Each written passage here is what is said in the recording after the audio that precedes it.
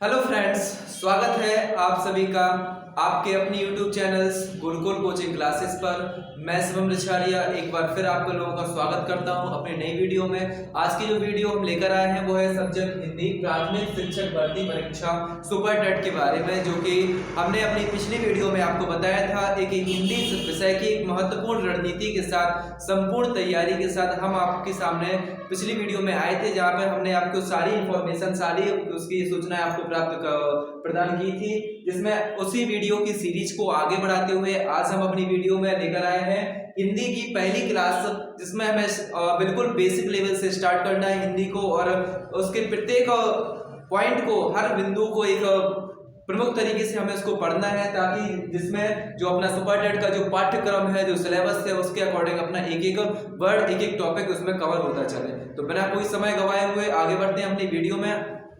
आपको बताया था प्राथमिक शिक्षक भर्ती परीक्षा सुपर टेट के बारे में। क्लास आपकी जो है फर्स्ट है, इसकी है सब्जेक्ट हिंदी।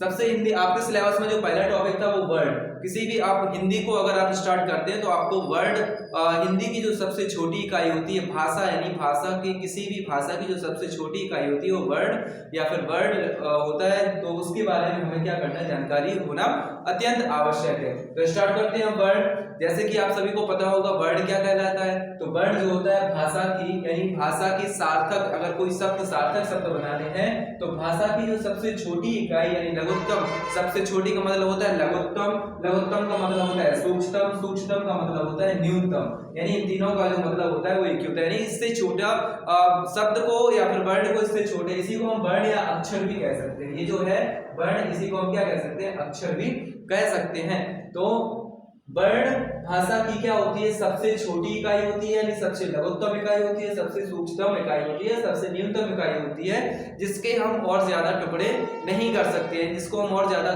पार्ट में डिवाइड नहीं कर सकते। वो क्या कहलाता है, वर्ण कहलाता है।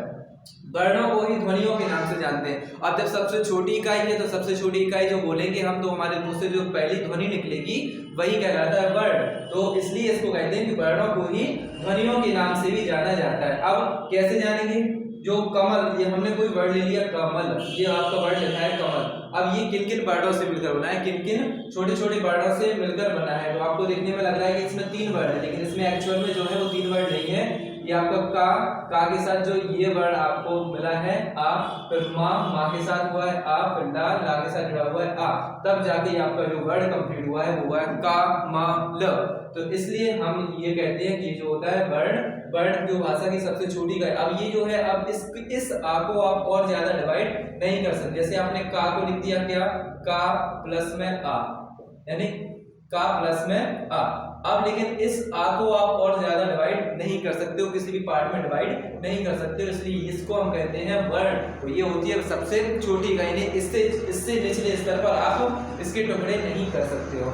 आगे तो समझ आ गया। वर्ण की परिभाषा आपको अपने नोट्स में मेंटेन करके लिखनी है। सबसे पहले आपको लिखना है वर्ण की परिभाषा क्या होती है, भाषा की सबसे छोटी इकाई जिसके और अधिक टुकड़े ना किए जा सके, वो क्या कहलाता है, वर्ण कहलाता है। वर्णों को ही ध्वनियों के नाम से भी जाना जाता है। अब बात आते हैं वर्णमाला पर। तो वर्णमाला नाम से स्टार्ट है, वर्ण का मतलब वर्ण और माला मतलब माला, यानी बहुत सारे वर्णों को हमने क्या कर दिया, एक व्यवस्थित रूप से एक प्रो दिया, उसको क्या बना दी, माला बना दी, तो वो क्या बन गया, वर्णमाला बन गया। तो वर्णमाला की जो परिभाषा निकल के आएगी वो क्या निकल के आ जाएगी, वर्णों के क्रमबद्ध सुव्यवस्थित व सार्थक समूह को क्या कहा जाता है, वर्णमाला कहा जाता है।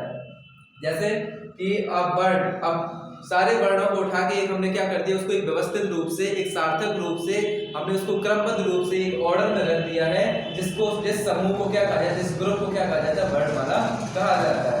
अब वर्णमाला जो होती है वो कितने टाइप से हम उसको डिफाइन कर सकते हैं। वर्णमाला को हम 2 टाइप से डिफाइन कर सकते हैं। सबसे पहला होता है लेखन के आधार पर, यानी आपको लिखने के आधार पर आप वर्ण को कैसे डिवाइड कर सकते हैं। तो लिखने के आधार पर जो कुल वर्ण होते हैं, ये लिखा है कुल वर्ण, लिखने के आधार पर जो कुल वर्ण होते हैं वो होते हैं 52, यानी 52 वर्ण होते हैं। कब लिखने के आधार पर। और अगर उच्चारण के आधार पर वर्ण जो होते हैं, तो उच्चारण के आधार पर जो कुल वर्ण होते हैं वो होते हैं 44, यानी उच्चारण के आधार पर अगर पूछा जाए कुल वर्ण कितने होते हैं तो आपको बताना है 44, और अगर लेखन के आधार पर कुल वर्ण पूछा जाए तो आपको बताना है 52। अब इसमें क्या क्या रहता है, इसमें 52 रहते हैं, तो इसमें जो 11 रहते हैं वो क्या रहते हैं, स्वर रहते हैं।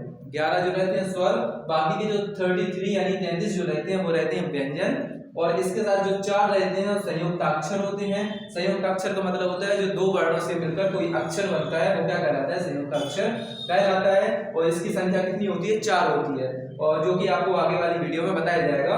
और 2 जो होते हैं वो होते हैं उच्छिष्ट व्यंजन होते हैं, उच्छिष्ट वर्ण होते हैं। बाकी ये 2 होते हैं वो होते हैं अयोगवाय होते हैं। तो ये जो कुल मिलाकर हो जाते हैं वो 52 वर्ण हो जाते हैं। तो लेखन के आधार पर वर्णमाला में कितने वर्ण हो जाते हैं, 52 वर्ण होते हैं। और अगर किसी के अकॉर्डिंग हम बोले उच्चारण के आधार पर, तो उच्चारण के आधार पर जो कुल वर्ण होते हैं वो 44 होते हैं, जिनमें 11 जो होते हैं वो स्वर होते हैं, बाकी के जो 33 होते हैं वो व्यंजन हो जाते हैं। तो ये होती है वर्णमाला। वर्णमाला को हम कितने प्रकार से डिवाइड कर सकते हैं, 2 टाइप से डिवाइड कर सकते हैं। पहला लेखन के आधार पर और दूसरा होता है उच्चारण के आधार पर। अब आगे बढ़ते हैं स्वर। जैसे अब आपको जो वर्ड होते हैं, वर्ड भी आपको कितने 2 पार्ट्स में डिवाइड होते हैं।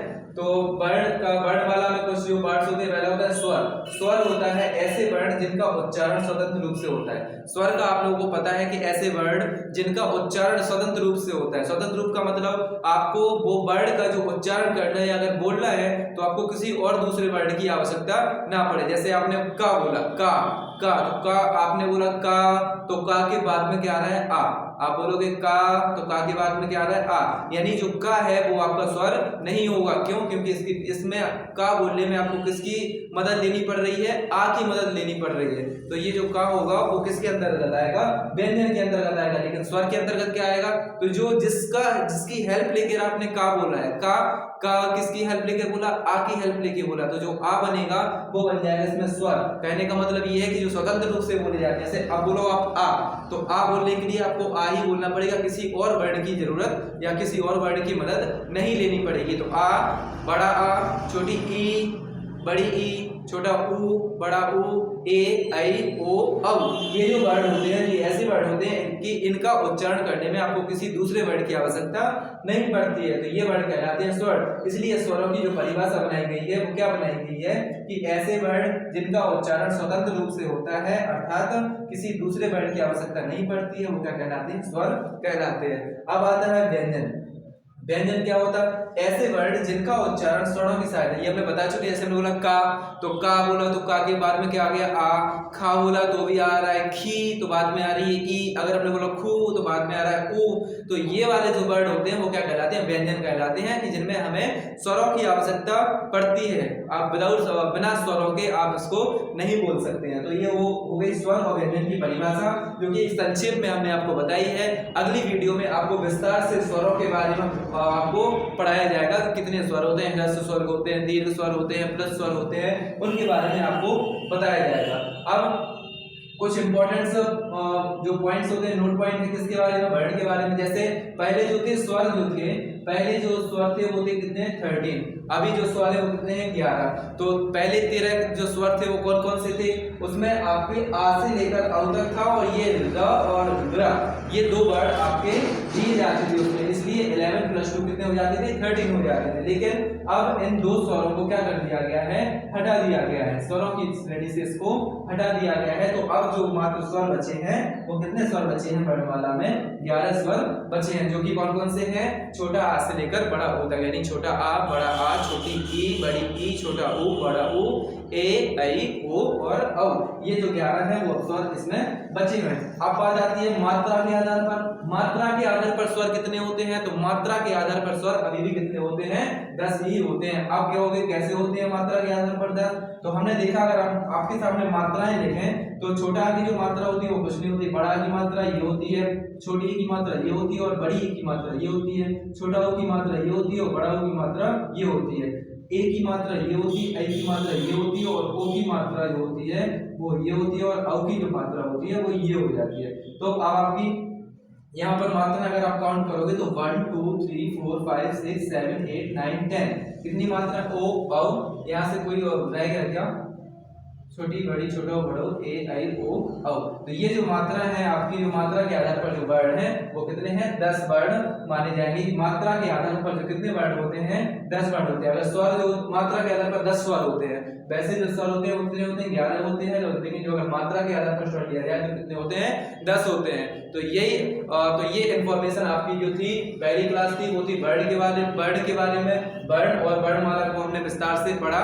इसके बाद अब जो अगली वीडियो में आएगी उसमें आपको स्वर और व्यंजन से लेकर काफी महत्वपूर्ण जानकारी एक एक पॉइंट आपको उसमें बताए जाएंगे।